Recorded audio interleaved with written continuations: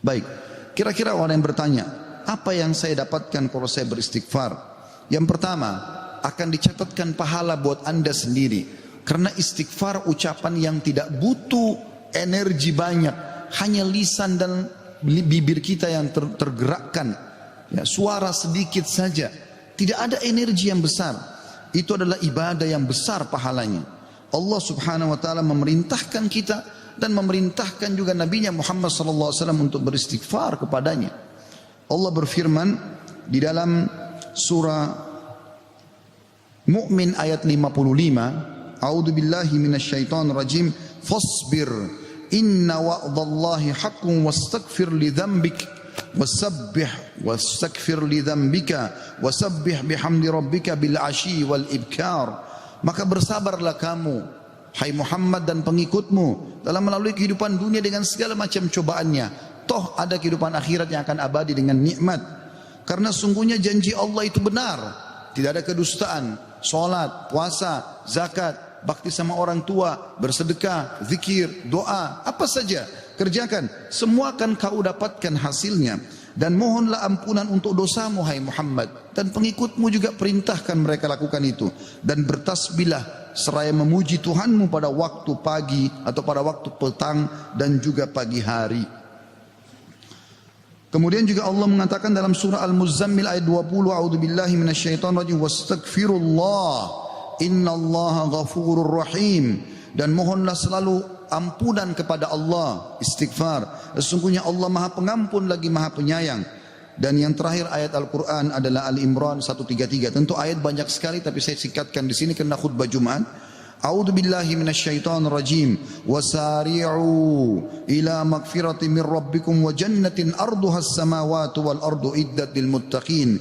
Dan bersegeralah kamu kepada ampunan dari Tuhanmu dan kepada surga yang luasnya seluas langit dan bumi yang disediakan untuk orang-orang beriman. Yang kedua, saudaraku seiman, istighfar sebab utama datangnya rezeki. Allah menyebutkan dalam Al-Quran, ya, apa yang diucapkan oleh lisan nabinya yang mulia Nuh alaihissalam dalam surah Nuh ayat 10 sampai ayat 12. A'udzu billahi minasyaitonir rajim. Faqultu astaghfiru rabbakum innahu kana ghaffara yursilis samaa 'alaikum midrara wa yumditkum bi amwalin wa banina wa yaj'al lakum jannatin wa yaj'al lakum anhara. Maka aku berkata kepada kaumku, ya Allah, kata Nabi Nuh, mohonlah ampun kepada Tuhan kalian. Sesungguhnya Dia Allah adalah Maha Pengampun. Niscaya dengan mohon ampun istighfar kalian itu, Dia Allah akan mengirimkan hujan kepadamu yang lebat dan memperbanyak harta juga anak-anakmu dan mengadakan untukmu kebun-kebun dan mengadakan di dalamnya sungai-sungai. Juga dalam surah Hud ayat 52 Allah subhanahu wa ta'ala berfirman, A'udzu billahi minasyaitonir rajim, ya qaumi, Nabi Hud berkata alaihissalam, ya qaumi istaghfiru rabbakum thumma tubu ilaihi yursilis samaa 'alaikum midrara wa yazidkum quwwatan ila quwwatikum wa la tatawallaw mujrimin. Hai kaumku, kata Nabi Hud alaihissalam, banyaklah mohon ampunlah kepada Tuhan kalian dan bertobatlah kepadanya. Niscaya pasti dengan istighfar dan tobat kalian Dia menurunkan hujan yang sangat deras atasmu. Maksudnya subur, hujan bukan mematikan tapi membawa berkah. Dan Dia akan menambahkan kekuatan kepada kekuatanmu. Fisikmu akan kuat, fikiranmu, jiwamu akan sehat. Dan janganlah kamu berpaling dengan berbuat dosa. Al-Qurtubi rahimahullah berkata tentang tafsir surah Hud ayat 52, di dalam ayat-ayat ini terdapat dalil bahwa istighfar digunakan untuk meminta rezeki dan hujan. Juga Ibnu Katsir berkata rahimahullah dalam tafsir beliau surah Hud ayat 25, jika kalian bertobat dan memohon ampunan kepada Allah serta kalian mentaatinya, niscaya Allah akan memperbanyak rezeki kalian, memberikan kalian minum dengan nikmat-nikmat langit, mengeluarkan untuk kalian nikmat-nikmat bumi, menumbuhkan untuk kalian tumbuh-tumbuhan, mengalirkan untuk kalian air, dan menjadikan untuk kalian kebun-kebun. Di dalamnya terdapat berbagai macam buah-buahan, dan Dia menyelingi di antara kebun-kebun tersebut sungai-sungai yang mengalir. Yang ketiga, saudaraku seiman, istighfar sebab masuk ke dalam surga. Sebagaimana kita sudah tahu bersama-sama, salah satu zikir pagi dan petang yang sangat dianjurkan adalah membaca Sayyidul Istighfar, tuannya istighfar, yaitu lafadznya sebagaimana dinukil dari Nabi SAW, beliau mengatakan, Allahumma anta rabbi, la ilaha illa anta khalaqtani, wa ana abduka wa ana ala ahdika wa wa'dika mastata'tu, a'udhu bika min syarri ma sana'tu, abu'u laka bi ni'matika alayya wa abu'u bidzambi, faghfirli fa innahu la yakfiru dhunuba illa ant. Yang artinya, ya Allah, sungguhnya Engkau adalah Rabbku, penciptaku. Tidak ada Tuhan yang berhak disembah kecuali Engkau. Engkaulah yang telah menciptakanku dan aku adalah hambamu. Aku senantiasa berada dalam perjanjian bersamamu. Maksudnya mentauhidkan Allah dan tidak bermaksiat. Dan aku yakin akan janjimu tentang pahala bagi orang mukmin semampuku. Aku berlindung kepadamu dari kejelekan yang aku perbuat. Aku mengakui nikmatmu kepadaku serta aku mengakui dosaku. Oleh karena itu ampunilah aku. Karena sungguhnya tidak ada yang mengampuni dosa kecuali Engkau. Kata Nabi SAW, siapa yang mengucapkan ini, man qalaha minan nahari mukinan, dia yakin, besok dia ucapkan di siang hari atau pagi hari dengan yakin dalam hatinya, famata min yaumihi, kemudian dia meninggal pada hari itu, qabla an yumsiya, sebelum tiba di sore hari, fahuwa min ahlil jannah, dia pasti masuk ke dalam surga. Wa man qalaha minal laili wa huwa muqinun biha, dan siapa ucapkan walaupun sekali saja di malam hari, famata, maka kemudian dia mati, qabla an yusbih, sebelum dia tiba pagi hari, fahuwa min ahlil jannah. Yang keempat, istighfar adalah sebab dihapuskannya dosa. Mohon maaf kalau sedikit panjang, saya minta waktu sekian beberapa menit lagi. Kata ada berkata radhiyallahu rahimahullah, sesungguhnya Al-Quran menunjuki kalian tentang penyakit dan penyembuhannya, yaitu dosa adalah penyakit dan penyembuhannya adalah istighfar. Allah berfirman, a'udzubillahi minasyaitonir rajim, dalam surah Al-Imran 135, والذين إذا فعلوا فاحشة أو ظلموا أنفسهم ذكروا الله فاستغفروا لذنوبهم ومن يغفر الذنوب إلا الله ولم يصروا على ما فعلوا وهم يعلمون.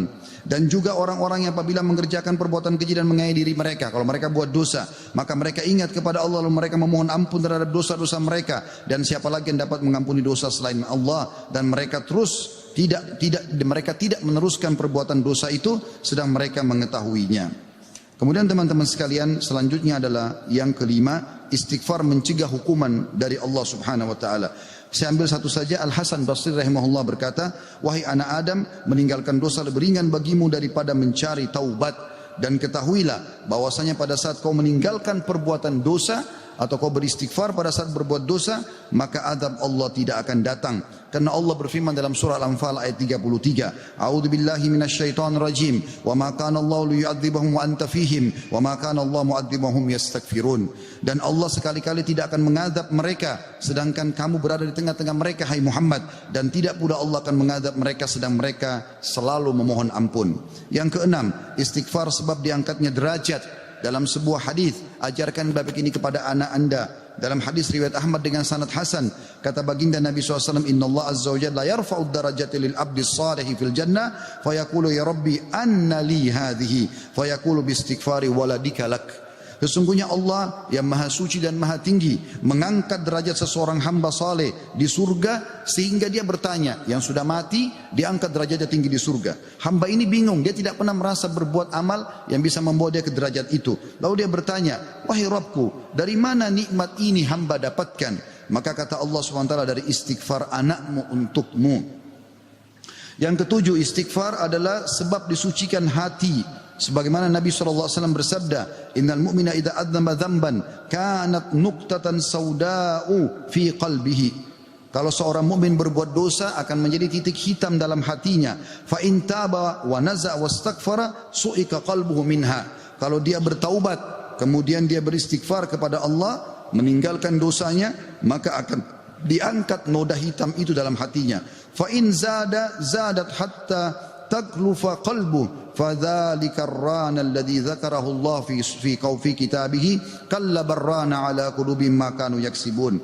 Dan kalau seandainya dia bertaubat dan meninggalkannya serta beristighfar, hatinya kembali bersih darinya, dan kalau dia tambah melakukan dosa, maka bertambah pula titik hitam itu sampai menutupi seluruh hatinya. Dan itulah makna kalimat ar-ran dalam firman Allah Subhanahu wa taala, sekali-kali apa yang selalu mereka usahakan itu menutupi hati mereka. Surah Al-Mutaffifin ayat 14. Dua poin yang terakhir teman-teman sekalian, yang ke-8 adalah istighfar sebab memperoleh anak dan keturunan. Dinukil dalam sebuah riwayat disebutkan oleh Abu Hanifah rahimahullah dalam musnadnya, bahwasanya seseorang datang mengeluh dari Jabir bin Abdullah radhiyallahu anhu, seseorang mengeluh kepada Nabi SAW lalu berkata, ya Rasulullah, ya sesungguhnya orang semua punya anak tapi aku sendiri yang tidak punya anak. Maka kata Nabi SAW, mana kau dari dua senjatamu, memperbanyak sedekah dan istighfar, maka dengannya kau akan diberikan rezeki. Kata Jabir bin Abdullah, orang itu pun mengamalkan, lalu saya menyaksikan orang itu dikaruniai 9 orang anak, semuanya laki-laki. Kesembilan dan terakhir adalah istighfar sebab menikmati kesehatan dan kekuatan, sebagaimana dijelaskan dari dalam surah Hud ayat 52, dan sudah saya bacakan tadi ayatnya, saya tidak ulangi, tapi potongan ayatnya adalah yazidkum quwwatan ila quwwatikum. Istighfar menyebabkan bertambahnya kekuatan di atas kekuatan. Izinkan saya teman-teman sekalian menyampaikan sebuah kisah yang berhubungan dengan masalah ini, atau 2 buah kisah ringkas. Ada seseorang di Irak dulu pernah berdagang, kemudian dia menemukan semua pedagang di pasar laku barangnya kecuali dia, dan dia orang miskin. Dia mengatakan, saya pun dulu di dekat barang saya sampai menjelang sore belum laku-laku. Maka tiba-tiba saya mengingat firman atau sabda Nabi SAW, man aktsara istighfar, siapa yang memperbanyak istighfar, ja'alallahu lahu min kulli hammin faraja, Allah akan berikan kelapangan dari setiap kesedihannya, wa min kulli dikin makhraja, dan jalan keluar dari setiap masalahnya, dan juga razaqahu min haitsu la yahtasib, maka Allah akan berikan rezeki dari tempat tidak disangka-sangka. Maka dia bilang, saya pun beristighfar kepada Allah, dan terjadi satu keajaiban yang luar biasa. Ternyata datang kepadaku hampir seluruh pedagang pasar datang, dan mereka memperebutkan barang daganganku. Terakhir kisah seseorang yang bernama Abu Yusuf, saudaraku seiman, di musim haji, seorang syekh, dalam kisah yang tidak disebutkan namanya siapa, sedang menyampaikan masalah istighfar. Datang seseorang setelah pengajian bernama Abu Yusuf lalu berkata, Syekh, saya ingin bercerita tentang manfaat istighfar yang anda sampaikan tadi. Kata syekhnya, silakan. Dia bilang, saya menikah bertahun-tahun tidak punya anak sama sekali, dan saya sama istri saya sedih. Lalu satu waktu saya pernah mendengarkan sebuah siaran tentang makna ya firman Allah SWT surah Nuh ayat 10 sampai ayat 12, tadi sudah saya bacakan ayatnya, bahwasanya orang kalau istighfar akan diturunkan hujan dari langit, diberikan keturunan dan juga harta. Lalu saya mengatakan kepada istri saya, wahai Ummu Yusuf, ayo kita istighfar, sudah bertahun-tahun kita berusaha berobat sana sini tidak punya anak. Maka dia sama istrinya yang mengatakan, kami pun beristighfar tidak mengenal waktu, tidak mengenal tempat kecuali di WC. Kita tidak baca di WC, di tempat tidur, di ruang makan, di halaman, selalu baca. Dan subhanallah, kata dia, Syekh, bulan itu Ummu Yusuf hamil dan lahirlah Yusuf. Begitu selesai hamil, lagi masa nifas, saya bilang, Ummu Yusuf, kita sudah bertahun-tahun tidak punya anak, ayo kita istighfar kepada Allah untuk anak yang kedua. Kata dia, anda tahu Syekh, selesai nifas Ummu Yusuf hamil dan kami dapat lagi anak kedua, dua-duanya laki-laki. Setelah anak kedua lahir, di masa nifas saya bilang lagi, wahai Ummu Yusuf, kita beristighfar kepada Allah untuk anak yang ketiga. Maka saya sama Ummu Yusuf beristighfar yang ketiga, dan ternyata selesai masa nifas hamil dan juga melahirkan di tahun ketiga anak laki-laki yang ketiga. Kata syekhnya, semoga Allah berkahi. Itu betul-betul firman Allah. Allah mengatakan Allah tidak akan pungkiri janjinya. Dia mengatakan, belum selesai kisah saya Syekh. Setelah itu Ummu Yusuf berkata, wahai Abu Yusuf, kita berhenti dulu istighfar untuk mohon anak, istighfar untuk yang lainnya, tapi permohonan anak berhenti dulu sampai anak-anak besar. Kami sepakat 2-3 tahun kemudian saya mengatakan, Ummu Yusuf, sekarang saatnya kita minta agar Allah berikan kita anak perempuan yang cantik dan salihah. Maka kami pun beristighfar, dan ternyata Ummu Yusuf hamil, dan sekarang saya di musim haji, wahai Syekh, sedang datang bersama Ummu Yusuf yang baru saja melahirkan bersama dengan bayinya, bayi perempuan. Aqulu qauli hadza, saya sudah mengucapkan perkataan saya ini, wa astaghfirullah li wa lakum, dan saya beristighfar kepada Allah, mengajak jamaah istighfar kepada Allah, fastaghfiruhu innahu huwal ghafurur rahim, beristighfarlah sungguh Dia Maha Pengampun dan juga Maha Pengasih.